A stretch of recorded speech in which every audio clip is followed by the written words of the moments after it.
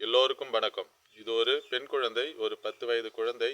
இந்த குழந்தைக்கு எப்பொழுது எண்ணம், சிந்தனைகள், மனம் பாதிக்கப்படுகிறது, உடல்நிலை எப்பொழுது பாதிக்கப்படுகிறது, என்ன தசாபுத்தி நடந்தால் நமக்கு உடல்நலம், எண்ணம் இதெல்லாம் பாதிக்கப்படுகிறது, நம்ம ஆஸ்பத்திரிக்கு எப்பொழுது செல்வோம், இதனை பற்றி இந்த வீடியோ பதிவில் பார்ப்போம்.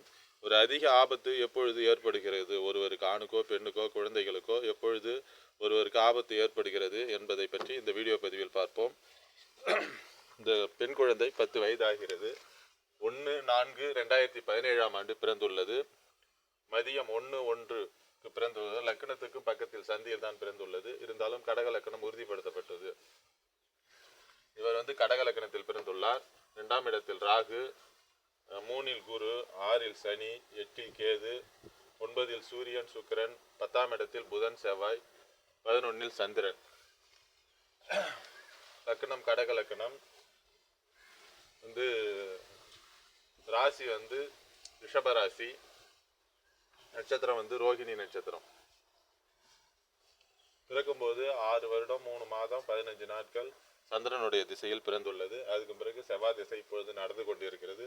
வயது 9 வயது 2 மாதம் 16 நாட்கள் ஆகிறது. இப்பொழுது செவ்வாய் திசை சனி புத்தி நடக்கிறது. இந்த செவ்வாய் திசை சனி புத்தி 10ஆம் இடத்தில் செவ்வாய், 6ஆம் இடத்தில் சனி. கடகலக்கணத்துக்கு வரக்கூடாத சனி புத்தி வருகிறது.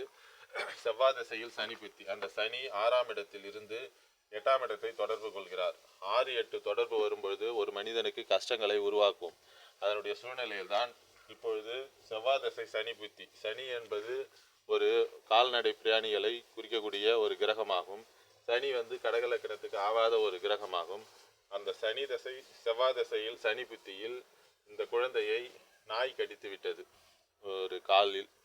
அதனால் இது மாதிரி 6-8 தசாபுத்திகள் வரும்போது ஒரு கஷ்ட சூழ்நிலை உருவாகும் என்றதை பற்றி இந்த வீடியோ பதிவில் சொல்கிறோம். அடுத்தது, எப்பொழுது அதிகமான மன உளைச்சல், மன கஷ்டங்கள், ஆஸ்பத்திரிக்கு செல்லக்கூடிய சூழ்நிலை. இதே சனி புத்தி செவ்வாய் திசையில் சனி புத்தியில் 6-8 தொடர்பை பெற்றது கடகலக்கணத்துக்கு தலையில் கீழே விழுந்து தலையில் அடிபட்டு அதிகமாக செலவு செய்யக்கூடிய அளவுகள் ரொம்ப ஆபத்தான சூழ்நிலையில் சென்று இந்த குழந்தையை காப்பாற்றி கொண்டு வந்திருக்கிறார்கள். இதே போல் 6-8 தசாபுத்தி நடக்கும் பொழுது அனைவருக்குமே அதிக ஆபத்து ஏற்படும் என்ற அடிப்படையில் இதை இந்த வீடியோ பதிவில் பதிவிடுகிறோம். லக்னாதிபதி உச்சமாகவும் லக்னாதிபதியை குரு பார்ப்பதினால் இந்த பெண் குழந்தை எந்தவித தொந்தரவும் வராது. ஆனால் அந்த சனி புத்தி 6-8 தொடர்பை பெறும்போது மன கஷ்டத்தையும் ஆஸ்பத்திரிக்கு செல்லக்கூடிய அந்த சூழ்நிலையும் உருவாக்கி கொடுத்திருக்கிறது.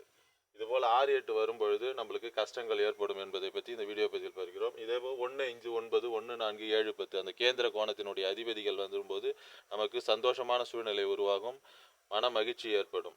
இது மாதிரி 6-8-12 தொடர்புகள் வரும்போது கஷ்ட சூழ்நிலை உருவாகும். இதை பற்றி இந்த வீடியோ பதிவில் சொல்கிறோம். 3ஆம் இடம் சிறப்பாக இருக்கிறது. தம்பி இருக்கிறார். 11ஆம் இடம் சிறப்பாக இருக்கிறது. அக்கால் இருக்கிறார். 4ஆம் இடத்தில் புதனும் செவ்வாய் தான் இருக்குது. தாய் தந்தையினுடைய அமைப்பு 9ஆம் இடம் சிறப்பாக இருக்கிறது. குருவினுடைய பார்வையில் சுக்கிரன். தாய் தந்தை அவர்களுடைய நிலைமை நல்ல நிலைமையில் தான் இருக்கிறது.